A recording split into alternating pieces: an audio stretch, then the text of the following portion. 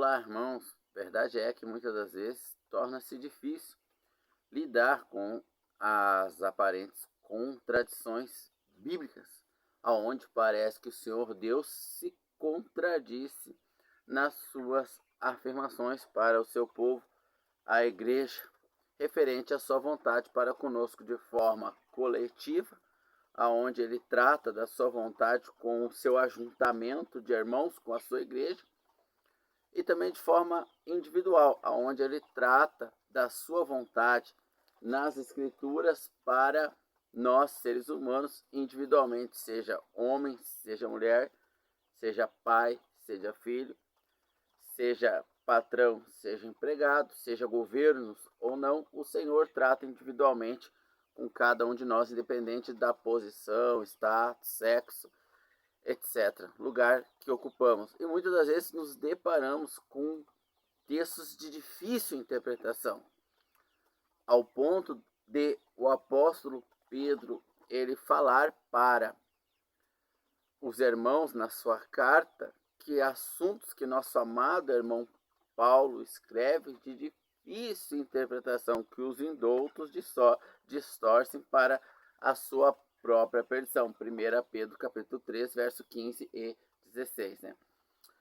Bom, por quê? Porque tem pontos difíceis. Por exemplo, nós vamos pegar em 1 Coríntios capítulo de número 11, verso 5, o texto dizendo: toda mulher que ora, né? Ou profetiza, anuncia a palavra, prega a palavra, tendo a cabeça sem o véu, desonra a sua própria cabeça. Então, ali nós estamos vendo que a mulher, ela ora, ela profetiza, e há um regramento ali das escrituras que ela deve cobrir a cabeça para fazer ali a sua profissão, ali, a sua oração ou anunciar as escrituras. Mas nós vamos ler na mesma carta de 1 Coríntios capítulo 14, verso de número 34, o apóstolo Paulo vai dizer: e as vossas irmãs estejam caladas nas igrejas, porque não lhe é permitido falar. Bom, então, alguns irmãos pegam aí o texto lá de 1 Coríntios 5 e nomeiam as irmãs de pastora, de bispas, de apóstolas, né? Aí nas igrejas que eles fundaram, né? A igreja do Senhor Jesus é só uma, mas tem várias fundações. Mas não vou entrar nesse mérito aqui, né? E também outros irmãos, por sua vez, proíbe que as irmãs falem ali nas igrejas, porque um texto está dizendo que as irmãs oram e profetizam, e o outro texto está dizendo que elas devem ficar caladas nas reuniões da igreja. Apenas li o texto, citei os dois textos para os irmãos, né? Então, realmente, são assuntos que de difícil compreensão, muitas das vezes, dado também ao fato de nós irmos contaminando a palavra de Deus. Né? Conforme ela vai sendo contaminada, fica mais difícil de extrair as verdades que outrora eram simples, né? Que no seu início eram simples, né? Comparando as escrituras com um rio, quando você mora lá no meio do mato onde o rio nasce, você sai da sua casa, caminha a pé ali uns 500 metros, às vezes 1 quilômetro, chega ali no rio, não tem ninguém, não tem morador, não tem empresa, todos os hectares ali, a área é sua, né? Ou de um parente, você está lá visitando, e você bebe com a mão ali na vertente do rio, onde está nascendo, ele sai de dentro da terra ali, e ele vai cidades afora crescendo, né? E aí você bebe com a mão. Mas quando ele sai da mata, ele entra no campo, e aí do campo ele vai para a cidade, então a água começa a ficar suja, né? Porque já tem resíduos de fezes, cloriformes fecais, que as primeiras casas vão largando, depois o rio passa por grandes centros, aí já tem poluição química das indústrias, aí o rio vira um Tietê lá de São Paulo, né? Então você não extrai mais nada ali, mas você pode ainda tirar água potável até mesmo do rio Tietê, mas é necessário todo um processo, porque está muito poluída, né? Especialistas ali para fazer. Então, com o passar dos anos, a maldade do homem foi contaminando as escrituras, né? Entregando ela de forma contaminada. Por isso que o apóstolo Paulo ele fala em Gálatas capítulo 1, verso 8, em Gálatas capítulo 3, também verso 1 em diante, aquele que vos anuncia um outro evangelho, o qual não é outro, senão o mesmo, porém adulterado, seja anátema, seja maldito, né? Então essa adulteração. Bom, então nos deparamos, e por que isso acontece, né? Por que nos deparamos com esses textos aparentemente contraditórios? Porque o Senhor não se contradiz na sua palavra, como muitos pensam ou afirmam, né? Mas por que isso ocorre? Eu quero ler dois textos, apenas dois, né? Para nós trazermos uma reflexão aqui, referente a essa situação, e o Espírito Santo ele vai trazer um pouco de luz, porque a graça ela é progressiva conforme eu andar com o Senhor, né? João capítulo 3, verso 3, o Senhor vai responder a Nicodemos. Quem era Nicodemos? Era, abre aspas aqui, um pouco mais do que eu e você. Como assim? Talvez eu e você somos irmãos crescendo ali na palavra, lendo as escrituras, entendendo cada vez mais um pouquinho dela, né? Nicodemos, por sua vez, ele era mestre da lei, doutor da lei. Ele era hoje os conhecidos como teólogos, né? Que tem mestrado, doutorados em divindade ali. Dessecaram Deus no microscópio ali e hoje tem seus títulos acadêmicos sobre a palavra de Deus, né? Como é que é lá que minha filha faz? Eu não sei imitar ela, né? Mas tipo, não faz sentido, né? Mas Nicodemos era um doutor da lei. Ele foi ter com o Senhor Jesus, não entendendo os assuntos que o Senhor Jesus trazia. Jesus questionou: tu não é doutor da lei, como tu não entende? Mas te importa nascer de novo. Então, nós só vamos conseguir entender a palavra de Deus com o Espírito de Deus. E para isso nós precisamos nascer de novo. Agora, depois que nós nascemos de novo, nós vamos receber só o primeiro compreendimento, que é do leite materno. Aí, conforme a gente vai crescendo, esse conhecimento vai se ampliando. O problema é que muitos dos nossos irmãos nunca crescem, voluntariamente se apegam ao leite e não querem se desenvolver. E tanto o apóstolo Paulo quanto o apóstolo Pedro vão dizer: já era para vocês ser mestre no conhecimento da palavra pelo tempo que vocês já são salvos, né? Mas ainda preciso tratar-vos com leite, alimento sólido não pude vos dar, né? Isso está muito relacionado à carnalidade, ó, irmão, não largar a carnalidade, uma vida carnal, desregrada, moralmente, intelectualmente, doutrinariamente, não segue as regras do Senhor. Aí logo, como diz Romanos, capítulo de número 1, e Deus os entregou ao espírito do engano para que não creiam na verdade, né? Porque não se interessaram pelo conhecimento do Senhor. Então, quando não há interesse, fica difícil, né? Então, vamos ler aqui dois versículos muito interessantes, que é o capítulo 6, no verso de número 7. Trabalhai não pela comida que perece, mas pela comida que permanece para a vida eterna, a qual o Filho do Homem vos dará, porque a este o Pai Deus selou. Então aqui o apóstolo está dizendo aqui, o Senhor está dizendo, né, que a gente deve trabalhar pela comida não a que perece, que é o pão, o leite, o suco, né, o arroz, o feijão. Não trabalhar pela comida que perece, mas para a comida que subsistirá por toda a eternidade, né? Então muitos pegam essa palavra e não querem mais trabalhar porque querem se dedicar somente à palavra de Deus, né? Quer se dedicar somente a trabalhar para o reino dos céus. E não é esse o entendimento, né? Mas muitos vão ter esse entendimento porque dá um duplo sentido aqui, né? Então isso acontece muito nas escrituras, de se perceber ali um duplo sentido, de se achar essa brecha para que se entenda o que se quer e não o que o Senhor quer dizer, né? Então hoje as escrituras são muito usadas para nós entendermos aquilo que a gente quer, aquilo que a gente gostaria para nós, né? E não o que o Senhor realmente quer nos dizer. Bom, eu tenho um outro texto aqui para nós finalizar essa reflexão, que fala da noite em que o nosso Senhor Jesus Cristo ele foi traído, né? Então vamos ver o que diz o texto. João capítulo 13, verso 21. Tendo Jesus dito isso, turbou-se em seu espírito e afirmou, dizendo: na verdade vos digo, um de vós há de me trair. Então os discípulos olhavam uns para os outros, duvidando de quem ele falava. Ora, um dos seus discípulos, aquele a quem o Senhor Jesus amava, estava reclinado sobre o peito do Senhor Jesus. Então Simão Pedro fez um sinal a este: vai aí, ó, pergunta quem é, perguntem para ele. E inclinando-se ele sobre o peito do Senhor Jesus, disse: Senhor, quem é que vai te trair? Jesus respondeu: é aquele a quem eu der o bocado de pão molhado. E deu o pão a Judas Iscariote. E após pegar o bocado, entrou Satanás nele. Então disse Jesus: vai fazer o que tens de fazer depressa. E nenhum dos que estavam assentados à mesa compreendeu o propósito daquilo.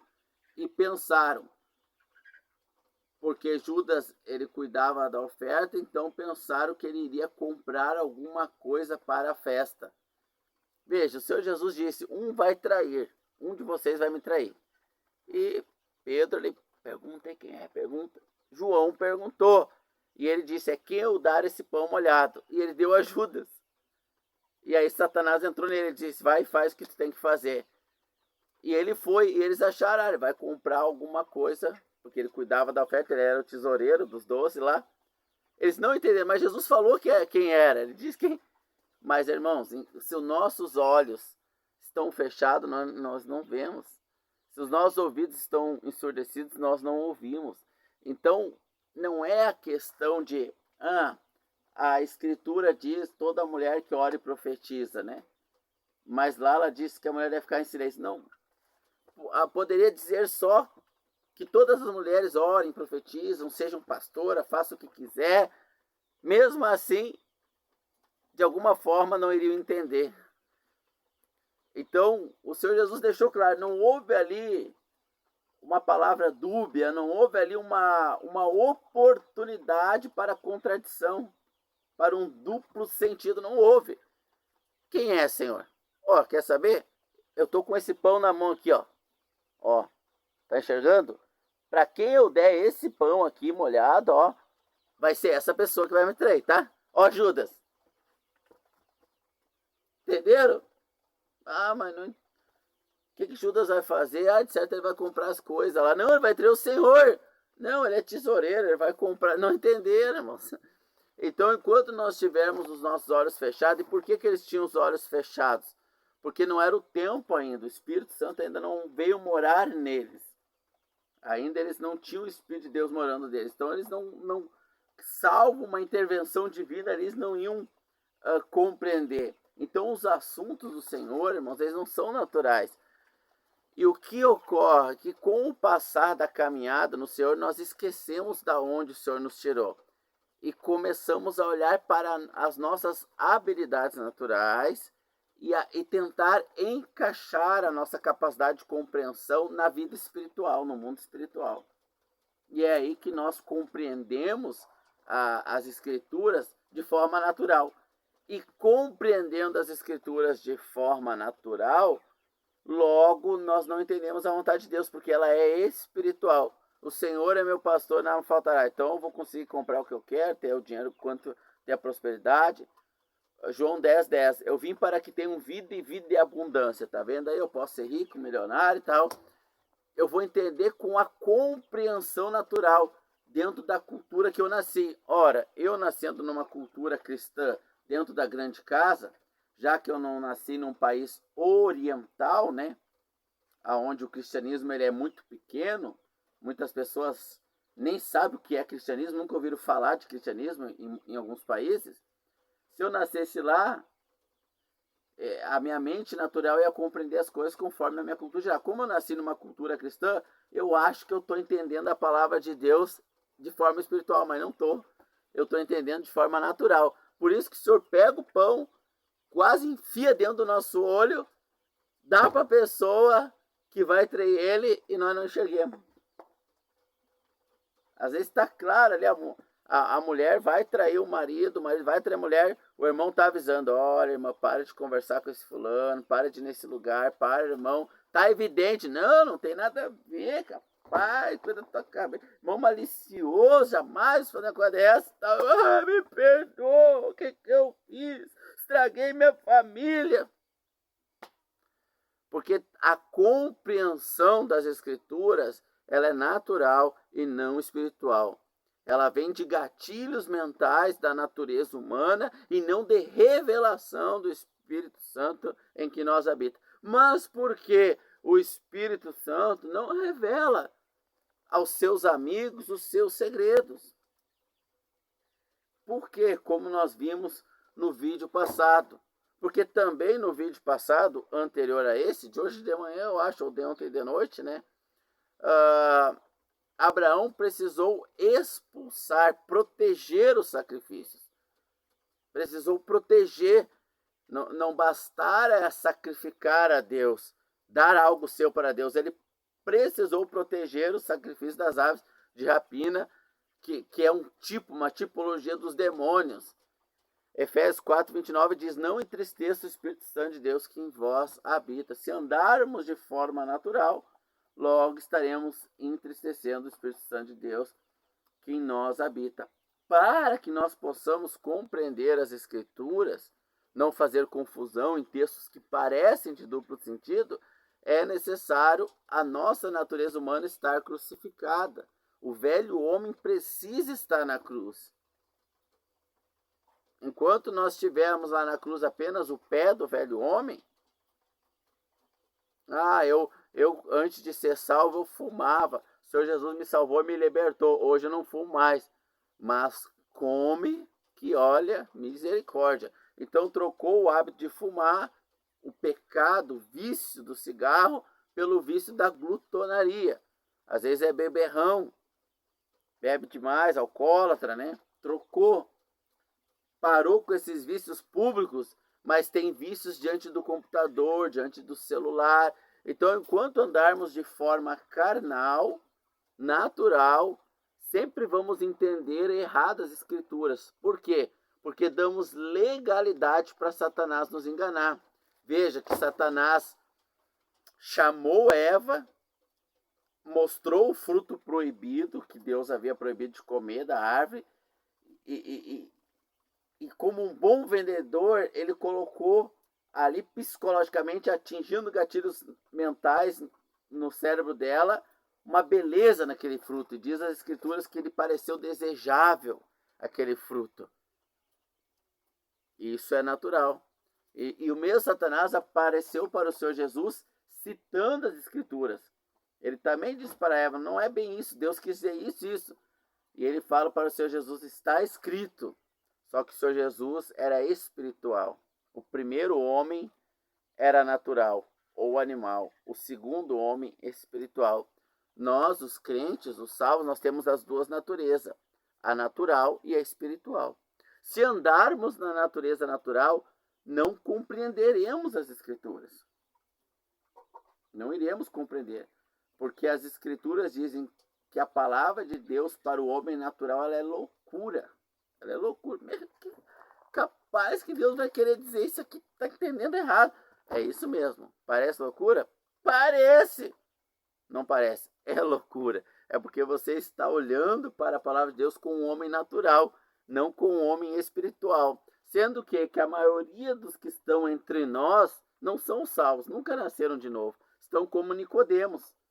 Nasceram no mundo cristão, foram cristianizados e hoje pensam que conhecem a Deus. Então, leem as Escrituras no homem natural. Há necessidade de nós protegermos o sacrifício, de crucificarmos o velho homem e andar e olhar para as Escrituras espiritualmente e não naturalmente. Assim entenderemos as Escrituras como ela é. Veja que eles não entenderam. Quem há de trair, Senhor? Como assim um de nós? É aquele que eu der esse pão aqui, ó. Ó, para quem eu tô dando, estão vendo? Vocês estão vendo aqui, ó? Tô dando para ele, ó. Aí Judas pegando, Satanás entrou nele e o Senhor Jesus diz, vai e faz o que tem que fazer. Ou seja, vai cumprir o que as Escrituras dizem, que um ia pisar o calcanhar do amigo, que ia me trair, vai lá. E ele foi. Só que eles não entenderam, eles acharam que ele ia pegar algum dinheiro da oferta e comprar alguma coisa para comemoração da festa. Como? Se o Senhor Jesus acabou de dizer. Que coisa, irmãos. Às vezes nós percebemos ali nas Escrituras assuntos estabelecidos pelo Espírito Santo e o irmão vem assim com uma visão totalmente antagônica, contraditória. Qual é a prova, né? Na matemática, a gente aprende a tirar a dúvida fazendo a prova real. Lembram disso, irmãos? Na escola, quando a gente aprendeu isso? Qual é a prova real? Glorifica a Deus ou beneficia o meu homem natural, a minha carne? Então a gente faz essa prova real. Essa compreensão, ela glorifica o homem, glorifica um partido cristão, uma divisão, uma casa cristã, o seu fundador, glorifica um anseio, uma vontade que eu quero atender, realizar, ou glorifica o Senhor Jesus? Então, se ela mata o homem natural, se ela coloca o homem natural na cruz, provavelmente é a revelação do Espírito. É o entendimento correto. Se ela tira o homem da cruz e glorifica o homem, os seus feitos, não é a revelação do Senhor para nós, irmãos. Então, que Deus nos ajude a andar em espírito, não satisfazer as concupiscências da carne, e o Pai revelará os seus segredos aos seus amigos. Não vos chamo mais de servo, mas de amigo. Sois meus amigos se fizerdes o que eu vos mando.